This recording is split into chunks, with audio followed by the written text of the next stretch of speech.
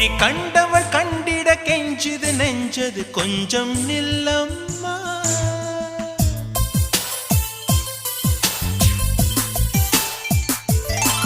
நான் வானவில்லையே பார்த்தேன், அதை காணவில்லையே வேட்டேன்.